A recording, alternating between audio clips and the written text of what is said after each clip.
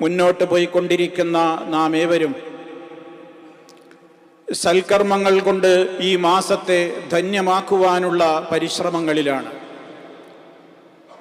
പരലോകത്ത് കത്തിയാളുന്ന നരകാഗ്നിയിൽ നിന്ന് മോചനം ലഭിക്കുവാനുള്ള പ്രാർത്ഥനകളിലും അതിനുവേണ്ട പരിശ്രമങ്ങളിലുമാണ്. വിശ്വാസികളുടെ മേൽ നിർബന്ധമാക്കപ്പെട്ട കർമ്മങ്ങൾ അനുഷ്ഠിക്കുന്നത്ര പുണ്യകരമായ മറ്റൊരു പ്രവർത്തനങ്ങളും അള്ളാഹുവിലേക്ക് അടുക്കുവാൻ നമ്മുടെ മുമ്പിലില്ല എന്നുള്ളത് യാഥാർത്ഥ്യമാണ്. അതുകൊണ്ട് തന്നെ നന്മകളിൽ മുന്നേറുന്ന എല്ലാവരും ആദ്യം പരിശോധിക്കേണ്ടത് അള്ളാഹു തൻ്റെ മേൽ നിർബന്ധമാക്കിയിട്ടുള്ള കാര്യങ്ങളിൽ താൻ വല്ല വീഴ്ചയും വരുത്തിയിട്ടുണ്ടോ എന്നതാണ്.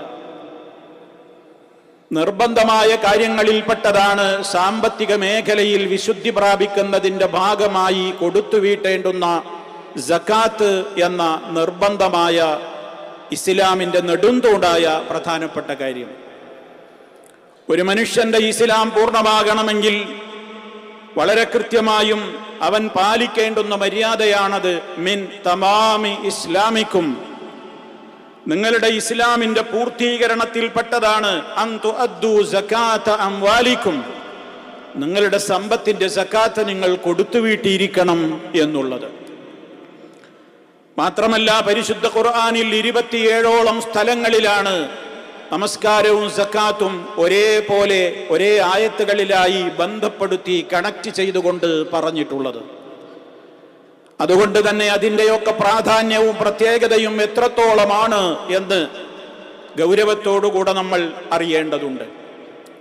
അള്ളാഹുവിന്റെ കൽപ്പനയാണ്. നിങ്ങൾ സൂറത്തു തഗാബുനിൽ എന്ന് ഞാൻ നിങ്ങളെ ഓതിക്കേൽപ്പിച്ച തുടക്കത്തിലെ വചനം, ഫത്തഖുല്ലാഹ മസ്തതഅ്തും, നിങ്ങൾ അള്ളാഹുവിനെ സൂക്ഷിച്ച് ജീവിക്കുവീൻ, ദോഷങ്ങളൊന്നും വരാതെ റബ്ബിന്റെ കൽപ്പനകളൊക്കെ പരമാവധി പാലിച്ചുകൊണ്ട് നിങ്ങൾ ജീവിക്കുവീൻ. വസ്മഉ, നിങ്ങൾ അള്ളാഹുവിന്റെ കൽപ്പനകൾ ഏതൊക്കെ വിഷയത്തിൽ എന്തൊക്കെയാണ് അവൻ നമ്മോട് പറയുന്നതെന്ന് ശ്രദ്ധാപൂർവം കേൾക്കുവീൻ. കേൾക്കുവാൻ മാത്രമല്ല നിങ്ങളുടെ കടമാവ അത്വീഉ, നിങ്ങളത് അനുസരിച്ച് മുന്നോട്ട് പോകുവീൻ. വഅൻഫിഖൂ ഖൈറൻ ലിഅൻഫുസിക്കും, നിങ്ങളുടെ ദേഹങ്ങൾക്ക് തന്നെ നന്മയായി ഭവിക്കുന്ന വിധത്തിൽ നിങ്ങൾ ചെലവഴിക്കുവീൻ. വമൻ യൂഖ ശുഹ നഫ്സിഹി, ആര് തന്റെ മനസ്സിന്റെ ലുബ്ധിൽ നിന്ന് തന്റെ മനസ്സിനെ കാത്തുരക്ഷിച്ചുവോ ഫഉലൈക ഹുമുൽ മുഫ്ലിഹൂൻ, അവരാണ് വിജയികൾ, അവർ മാത്രമാണ് വിജയികൾ. എന്താണ് മനസ്സിന്റെ ശുഹ് എന്ന് പറയുന്നത്? തന്റെ കയ്യിലുള്ളതൊന്നും ചെലവാക്കുകയുമില്ല, മറ്റുള്ളവരുടെ കൈകളിലുള്ളത് തന്റെ പോക്കറ്റിലേക്ക് വരികയും വേണമെന്ന ദുഷ്ടലാക്കാണ് ശുഹ് എന്ന പദം കൊണ്ട് ഖുർആൻ വിവക്ഷിച്ചിട്ടുള്ളത്. അതുകൊണ്ട് തന്നെ മനുഷ്യൻ തന്നെ കുറിച്ച് ചിന്തിക്കണം. തന്റെ സക്കാത്ത് കൊടുക്കുവാനുള്ള സമയമായിട്ടുണ്ടോ? തന്റെ ധനത്തിന്റെ കണക്കെത്രയാണ്? അതിന്റെ അളവെത്ര എത്തിയിട്ടുണ്ട് എന്നുള്ളതിൽ സൂക്ഷ്മമായ നിരീക്ഷണം നടത്തേണ്ടത് അവന്റെ കടമയാണ്.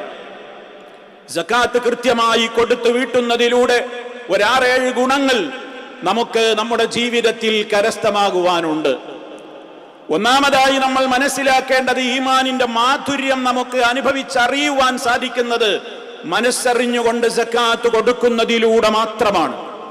മഹാനായ നബി സല്ലല്ലാഹു അലൈഹി വസല്ലം പറഞ്ഞു, സലാസുൻ, 3 കാര്യങ്ങൾ, മൻ ഫഅലഹുന്ന ഫഖദ് തഅമ തഅമൽ ഈമാൻ, അവനത് ചെയ്താൽ, അതൊക്കെ അവൻ പ്രവർത്തിച്ചാൽ അവൻ ഈമാനിന്റെ മാധുര്യവും അതിന്റെ രുചിയും അവന് അനുഭവിച്ചറിയാനാകുമെന്ന് മുഹമ്മദ് മുസ്തഫ സല്ലല്ലാഹു അലൈഹി വസല്ലം. അതിൽ 3-മത്തൊരു കാര്യം പറഞ്ഞത് വഅഅതാ സകാത മാലിഹി ത്വയ്യിബതൻ ബിഹാ നഫ്സുഹു, തന്റെ ധനത്തിന്റെ സക്കാത്ത് അവൻ കൊടുത്തു വീട്ടുന്നു. എങ്ങനെ?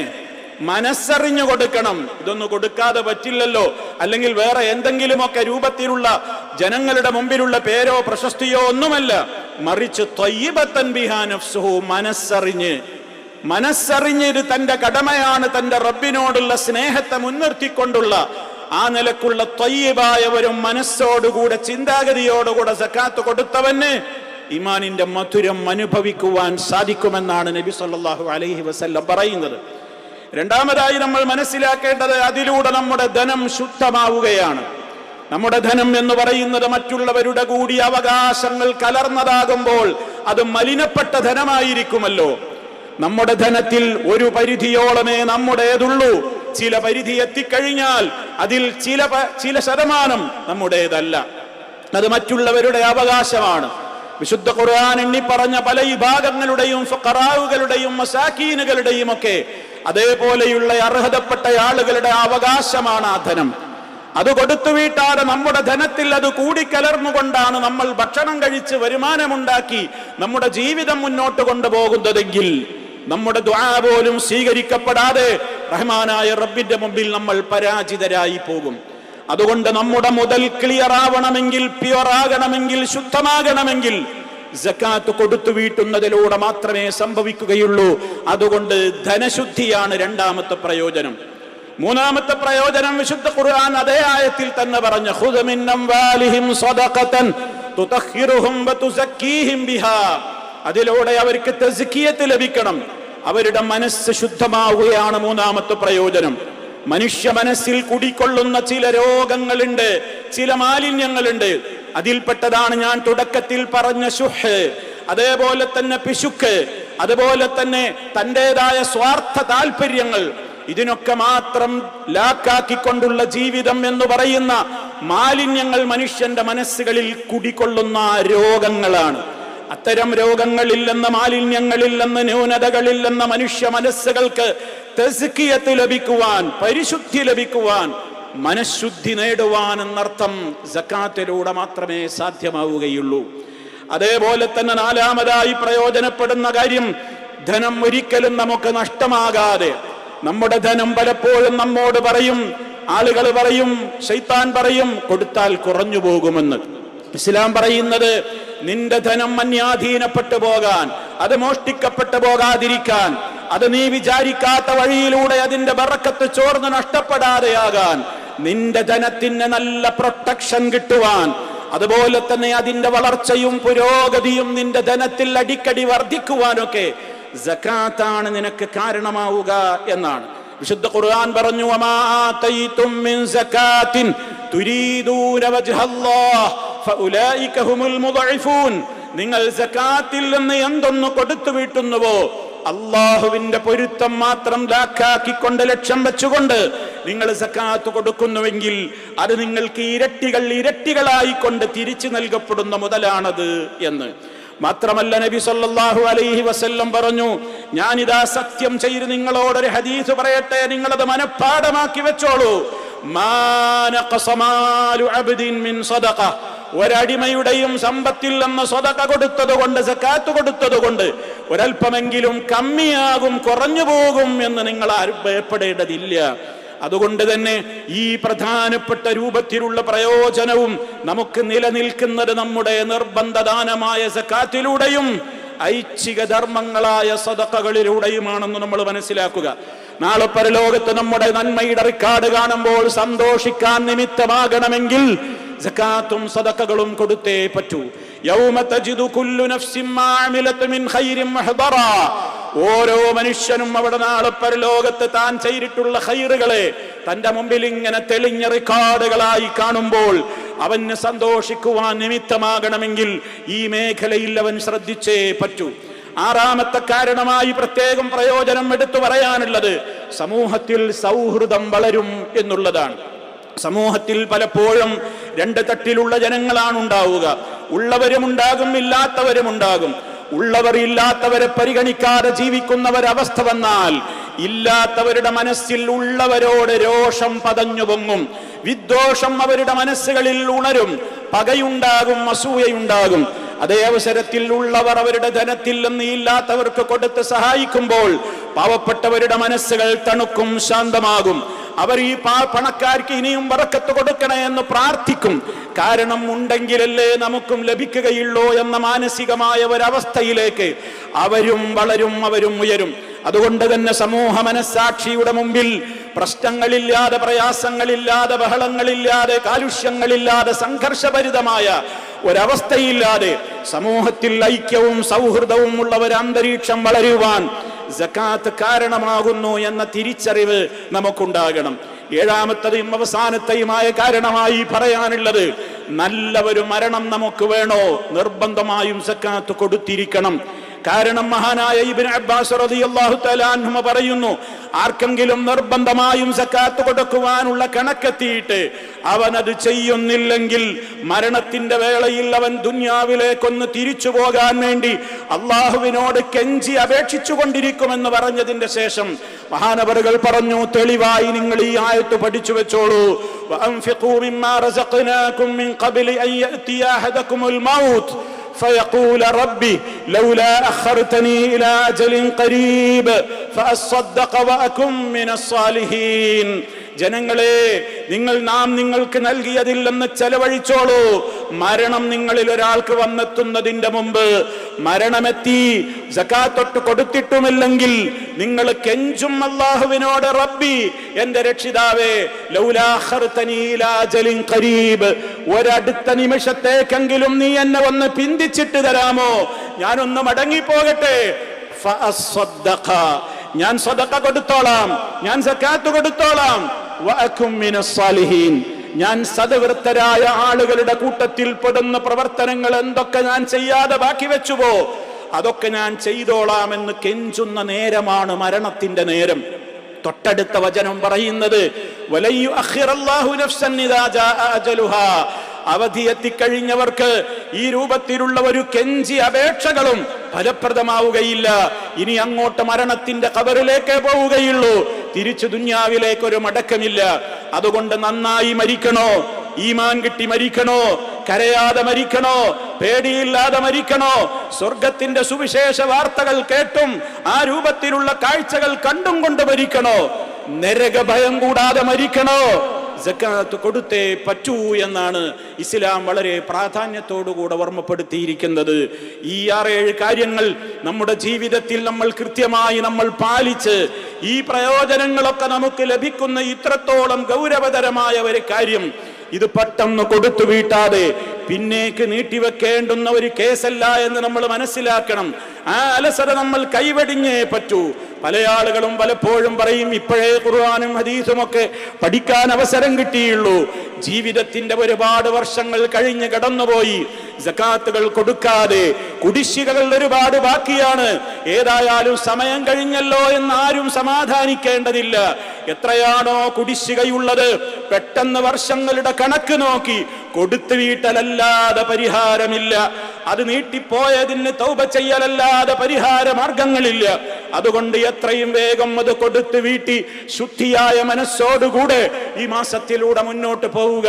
റഹ്മാനായ റബ്ബ് സർവതല മേഖലകളിലും ശുദ്ധീകരണം ലഭിക്കപ്പെട്ട സജ്ജനങ്ങളിൽ നമ്മെ എല്ലാവരെയും ഉൾപ്പെടുത്തി അനുഗ്രഹിക്കുകയും അപാകതകളും പോരായ്മകളും പുറത്തു തന്ന് നമ്മെ അവന്റെ ഇഷ്ടദാസരുടെ കൂട്ടത്തിൽ ചേർത്ത് അനുഗ്രഹിക്കുകയും ചെയ്യുമാറാകട്ടെ. അഖൂലു ഖൗലി ഹാദാ വഅസ്തഗ്ഫിറുല്ലാഹ ലീ വലക്കും ഫസ്തഗ്ഫിറൂഹു ഇന്നഹു ഹുവൽ ഗഫൂറുർ റഹീം. അൽഹംദുലില്ലാഹി വഹ്ദഹു വസ്സലാത്തു വസ്സലാമു അലാ മൻ ലാ നബിയ്യ ബഅദഹു വഅലാ ആലിഹി വസഹ്ബിഹി വമൻ തബിഅ ഹദിയഹു. അമ്മാ ബഅദു ഫഊസീകും ഇബാദല്ലാഹ് വനഫ്സി ബിതഖ്വല്ലാഹ്. അള്ളാഹുവിനെ സൂക്ഷിച്ച് ജീവിക്കണേ. ഒരിക്കൽ കൂടി എന്നെയും നിങ്ങളെ ഓരോരുത്തരെയും ഗൗരവപൂർവം ഉണർത്തുകയാണ്. അള്ളാഹു തൗഫീഖ് നൽകുമാറാകട്ടെ. സഹോദരങ്ങളെ, നിർബന്ധമായ ദാനമായ സക്കാത്ത്, അതിനെ സംബന്ധിച്ചിടത്തോളം അതിന് ഇസ്ലാം നിശ്ചയിച്ച ചില നിബന്ധനകളുണ്ട്, അതിൻ്റെതായ വിധിവിലക്കുകളുമുണ്ട്. അതൊക്കെ മാനിച്ചും പാലിച്ചും കൊണ്ടായിരിക്കണം സക്കാത്ത് കൊടുക്കുകയും കണക്ക് നോക്കുകയും ചെയ്യേണ്ടത്. കറൻസിക്ക് എത്ര സക്കാത്ത് കൊടുക്കണമെന്നും സ്വർണത്തിന് എത്ര സക്കാത്ത് കൊടുക്കണമെന്നും കാർഷിക ഉൽപ്പന്നങ്ങൾക്ക് എത്ര സക്കാത്ത് കൊടുക്കണമെന്നുമൊക്കെയുള്ള കൃത്യവും വ്യക്തവുമായ കണക്കുകൾ ഇസ്ലാം പഠിപ്പിച്ചു തന്നിട്ടുണ്ട്. അത് വിശദീകരിക്കേണ്ടുന്ന ഒരു വേദി അല്ലാത്തതുകൊണ്ട് ഞാൻ അതിലേക്ക് കടക്കുന്നില്ല. എന്തായാലും 595 ഗ്രാം വെള്ളിക്ക് തുല്യമായ ധനം ആരുടെ കൈകളിലുണ്ടോ ഒരു വർഷം തികഞ്ഞത്, അവർ സക്കാത്ത് കൊടുക്കേ പറ്റൂ. വ്യത്യസ്തങ്ങളായ വീക്ഷണങ്ങൾ സമൂഹത്തിൽ നിലനിൽക്കുന്നുണ്ടെങ്കിലും ആ അഭിപ്രായമാണ് ഏറ്റവും സൂക്ഷ്മതയുള്ളത് എന്ന് പ്രത്യേകം ഓർമ്മപ്പെടുത്തുകയാണ്. അതേപോലെ തന്നെ നമ്മുടെ സ്വർണത്തിന്റെ സക്കാത്ത് 85 ഗ്രാം 10.5 പവൻ, അതിൻ്റെ മുകളിൽ എത്രയുണ്ടെങ്കിലും സക്കാത്ത് കൊടുക്കണം. 11 പവനുണ്ടെങ്കിൽ അരപ്പവനല്ല സക്കാത്ത് കൊടുക്കേണ്ടത്, 11 പവനും നൽകിയിരിക്കണം. ആഭരണങ്ങൾക്ക് സക്കാത്തുണ്ടോ ഇല്ലേ എന്ന ചർച്ചകളൊക്കെ സമൂഹത്തിൽ നടമാടുന്നുണ്ടെങ്കിലും സൂക്ഷ്മതയ്ക്ക് നല്ലത് നാളെ പരലോകത്ത് നരകാഗ്നിയിൽ നിന്ന് നമ്മുടെ ലോഹങ്ങളെല്ലാം ഉരുക്കി നമ്മുടെ പുറവും ശരീരഭാഗങ്ങളും ചൂടുപൊള്ളിക്കാതിരിക്കുവാനുള്ള ഏറെ സൂക്ഷ്മതയ്ക്ക് നല്ലത് കണക്ക് നോക്കി സ്വർണ്ണാഭരണത്തിൻ്റെയും സക്കാത്തുകൾ കൊടുക്കുക എന്നുള്ളത് തന്നെയാണ്. വളരെ ഗുരുതരമായ പ്രത്യേകമായ കാര്യങ്ങളെ സംബന്ധിച്ചൊന്നും ആലോചിക്കാതെ നിസ്സാരമട്ടിൽ ഇവയെക്കുറിച്ചൊക്കെ ആ രൂപത്തിലുള്ള ചർച്ചകളും അതുപോലെയുള്ള കാര്യങ്ങളുമൊന്നും ആയിത്തീരാൻ, അങ്ങനെ വഴിമാറി പോകാതിരിക്കാൻ നമ്മൾ ശ്രദ്ധിക്കേണ്ടതുണ്ട് എന്നാണ് ഓർമ്മപ്പെടുത്തുവാറുള്ളത്. നിശ്ചിതമായ ഒരു തുക എത്തിയവർക്കേ സക്കാത്ത് നിർബന്ധമാവുകയുള്ളൂ എന്നുള്ളതാണ് ഇസ്ലാമിൻ്റെ നിയമം. ഇതിനാണ് നിസാബ് എന്ന് സാങ്കേതികമായി ഇസ്ലാമിൽ പറയുന്നത്. അതായത് ഒരാൾക്ക് എത്ര ധനം എത്തിയാലാണ് സക്കാത്ത് കൊടുക്കേണ്ടത്, ആ അളവിനാണ് നിസാബ് എന്ന് പറയുന്നത്. എത്ര ശതമാനമാണ് കൊടുക്കേണ്ടത്, അതോരോന്നിലും കറൻസിയെ സംബന്ധിച്ചിടത്തോളവും സ്വർണത്തെ സംബന്ധിച്ചിടത്തോളവും മറ്റു ധനങ്ങളെ സംബന്ധിച്ചൊക്കെ 2.5% തന്നെയാണ് സക്കാത്തായി കൊടുക്കേണ്ടത്. 1000 ഉണ്ടെങ്കിൽ അതിനനുസരിച്ച് ഓരോരുത്തരും 100-ന് ഇത്ര, 1000-ന് ഇത്ര എന്നിങ്ങനെ കണക്ക് കൂട്ടി കൃത്യമായി തന്നെ അവരത് കൊടുത്തു വീട്ടണം. നമ്മുടെ സമ്പത്തിൻ്റെ കണക്ക് നോക്കുവാൻ ദുന്യാവിൽ ഒരു ഉദ്യോഗസ്ഥനും വരില്ല. ഒരു പ്രത്യേകമായ ഭാഗങ്ങളിൽ നിന്നും ഫോഴ്സുകൾ നമ്മുടെ ധനത്തിൻ്റെ കണക്ക് നോക്കാൻ എന്തായാലും ഇവിടെ വരില്ല. പക്ഷേ പരലോക കോടതി ഒരു മൊട്ടുസോജിയുടെ കണക്ക് പോലും നഷ്ടപ്പെടാത്ത കോടതിയാണത്. അതുകൊണ്ട് നല്ല നിലക്കുള്ള മരണം, ഖബറിലെ ശാന്തി, മഹ്ശറിലെ സമാധാനം, സ്വർഗത്തിലെത്തൽ, നരകാഗ്നിയിൽ നിന്നുള്ള മോചനം, അത് മുന്നിൽ കണ്ടുകൊണ്ട് നമ്മുടെ ധനത്തിൻ്റെ കണക്കുകൾ അണപ്പൈ തീർത്തുകൊണ്ട് കണക്ക് കൂട്ടുക, കൊടുത്തു വീട്ടുക. കൊടുത്തു വീട്ടുന്നത് ഏതെങ്കിലും യാചകരുടെ കൈകളിലേക്ക് അങ്ങ് കൊടുത്ത് തൻ്റെ ബാധ്യതയെ അങ്ങ് തീർക്കാമെന്നാരും വിചാരിക്കരുത്. അനർഹരുടെ കൈകളിൽ എത്താതിരിക്കാനും പ്രത്യേകം ശ്രദ്ധ വേണം.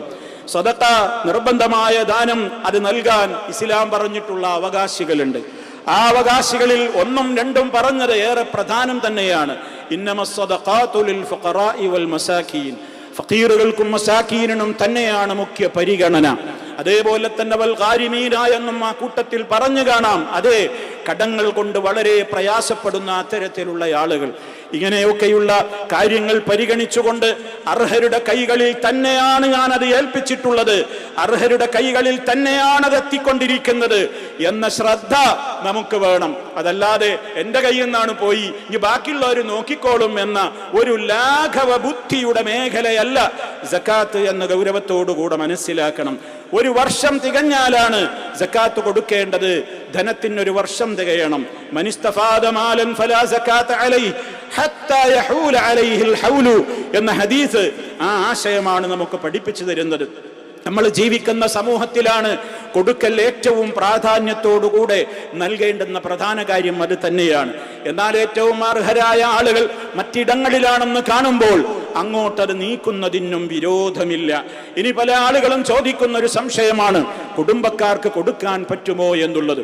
കുടുംബക്കാരായി എന്നുള്ളത് കൊണ്ട് സക്കാത്ത് കൊടുക്കാൻ പറ്റില്ല എന്ന നിയമമൊന്നും ഇസ്ലാമിൽ ഇല്ല. മറിച്ച് ഇസ്ലാം പറഞ്ഞ അവകാശികളിൽ അവർ പെടുന്നുണ്ടോ, അഥവാ അവര് നിർധനരാണോ, മിസ്കീനുമാരാണോ, ഇസ്ലാം പറഞ്ഞ രൂപത്തിലുള്ള സക്കാത്തിന്റെ 8 അവകാശികളിൽ ഏതെങ്കിലും ഒന്നിൽ എണ്ണപ്പെടുന്ന ആളുകളാണെന്ന് നിങ്ങൾക്ക് നല്ല ഉറപ്പുണ്ടോ? എങ്കിൽ കുടുംബ ബന്ധങ്ങളായി എന്നുള്ളത് കൊണ്ട് കൊടുക്കാതിരിക്കേണ്ടതില്ല, കൊടുക്കാവുന്നതാണ്. അതേ അവസരത്തിൽ നമ്മൾ ചെലവിന് കൊടുക്കൽ നിർബന്ധമായ ആളുകൾക്ക് നമ്മൾ സക്കാത്ത് കൊടുക്കാൻ ബാധ്യത വീടുകയില്ല. അഥവാ ഞാൻ എൻ്റെ മാതാപിതാക്കളെ നോക്കൽ എൻ്റെ കടമയാണ്, എൻ്റെ മക്കളെ നോക്കൽ എൻ്റെ കടമയാണ്, എൻ്റെ ഭാര്യയെ നോക്കൽ എൻ്റെ കടമയാണ്, അവർക്ക് സക്കാത്ത് കൊടുത്താൽ വീടുകയില്ല, അതെൻ്റെ ബാധ്യതയാണ്. അതേ അവസരത്തിൽ ഒരു ഭാര്യയെ സംബന്ധിച്ചിടത്തോളം ഭർത്താവിന് ചെലവിന് കൊടുക്കൽ നിർബന്ധമില്ല. അതുകൊണ്ട് ഭാര്യ ധനാഢ്യയാണ്, അവളുടെ പക്കൽ സമ്പത്തുണ്ട്. തന്റെ ഭർത്താവാണെങ്കിൽ കടക്കണി കൊണ്ട് വലഞ്ഞിരിക്കുകയാണ്, തന്റെ ഭർത്താവാണെങ്കിൽ നിത്യജീവിതത്തിന് പ്രയാസപ്പെടുന്ന ഒരു വ്യക്തിയാണ് എങ്കിൽ ഭാര്യയുടെ സക്കാത്ത് ഭർത്താവിന് കൊടുക്കുന്നത് കൊണ്ട് വിരോധമില്ല. ഇങ്ങനെയൊക്കെ മസ്അലകളും അതുപോലെ തന്നെ നിയമങ്ങളുമൊക്കെ ഈ വിഷയങ്ങളിൽ എമ്പാടുമുണ്ട്. ഈ ഒരു വേദി അത് വിശദീകരിക്കുവാൻ പര്യാപ്തമായ സമയപരിമിതിയുള്ള വേദിയാണല്ലോ. അതുകൊണ്ട് തന്നെ സഹോദരങ്ങളെ, നമ്മൾ കൃത്യമായും ഈ മേഖലയിൽ അറിവ് നേടിക്കൊണ്ട്, അറിവില്ലാതെ ഒരു മേഖലയിലും എടുത്തു ചാടി ഒന്നും ചെയ്യാതെ അറിവ് നേടിക്കൊണ്ട് ആത്മാർത്ഥമായി ഈ മേഖലയിൽ നാം ശുദ്ധീകരണ പ്രക്രിയക്ക് വേണ്ടതൊക്കെ ചെയ്യുക എന്നാണ് ഓർമ്മപ്പെടുത്തുവാനുള്ളത്. റഹ്മാനായ റബ്ബ് എല്ലാ അർത്ഥത്തിലും ശുദ്ധീകരണം നൽകപ്പെട്ടുകൊണ്ട് ഈ വിശുദ്ധ മാസത്തിലും തുടർന്നുള്ള കാലങ്ങളിലും ജീവിക്കുവാൻ സൗഭാഗ്യം സിദ്ധിക്കുന്ന നല്ലവരിൽ നമ്മെ ഓരോരുത്തരെയും ഉൾപ്പെടുത്തി അനുഗ്രഹിക്കുമാറാകട്ടെ. എല്ലാ പ്രയാസങ്ങളിൽ നിന്നും അള്ളാഹു നമ്മെ കാത്തുരക്ഷിക്കുമാറാകട്ടെ. മാരകമായ രോഗങ്ങളിൽ നിന്ന് കാത്തുരക്ഷിക്കുമാറാകട്ടെ. സഹിക്കാനാവാത്ത പരീക്ഷണങ്ങളിൽ പെടാതെ റബ്ബിന്റെ കാവലുണ്ടാകട്ടെ. എല്ലാ അർത്ഥത്തിലും റഹ്മാനായ റബ്ബ് നമ്മിൽ രോഗികൾക്ക് പരിപൂർണമായും ശിഫ നൽകുമാറാകട്ടെ. നമ്മിൽ നിന്ന് മരണപ്പെട്ടു പോയവർക്ക് മഗ്ഫിറത്തും റഹ്മത്തും നൽകി അനുഗ്രഹിക്കുമാറാകട്ടെ. കത്തിയാളുന്ന ജഹന്നമിൽ നിന്ന് നമ്മയും അവരെയും അള്ളാഹു കാത്തുരക്ഷിക്കുകയും ജന്നത്തിൽ ഇടം നൽകി ആദരിക്കുകയും ചെയ്യുമാറാകട്ടെ. നമ്മുടെ നമസ്കാരവും നമ്മുടെ നോമ്പും നമ്മുടെ ദാനധർമ്മങ്ങളും മറ്റെല്ലാ സൽക്കർമ്മങ്ങളും എല്ലാവിധ ന്യൂനതകളിൽ നിന്നും മുക്തമായ നിലയ്ക്ക് ഈ വിശുദ്ധ മാസത്തിലും തുടർന്നുള്ള കാലങ്ങളിലും നമ്മിൽ നിന്ന് സ്വീകരിച്ചുകൊണ്ട് മുത്തഖീങ്ങളിൽ ഉൾപ്പെടുത്തി റഹ്മാനായ റബ്ബ് നമ്മെ അനുഗ്രഹിക്കുമാറാകട്ടെ. റബ്ബന ആതിനാ ഫിദ്ദുനിയാ ഹസന വഫിൽ ആഖിറതി ഹസനതൻ വഖിനാ അദാബന്നാർ. اللهم اغفر للمؤمنين والمؤمنات والمسلمين والمسلمات الأحياء منهم والأموات إنك مجيب الدعوات وقاضي الحاجات. اللهم أعز الإسلام والمسلمين وأذل الشرك والمشركين. اللهم أجرنا وأجر والدينا من النار. اللهم اجعل هذا البلد آمنا مطمئنا وسائر بلاد العالمين. اللهم سدد خطى حاكمنا يا ذا الجلال والإكرام. ربنا اغفر لنا ذنوبنا وكفر عنا سيئاتنا وتوفنا مع الأبرار.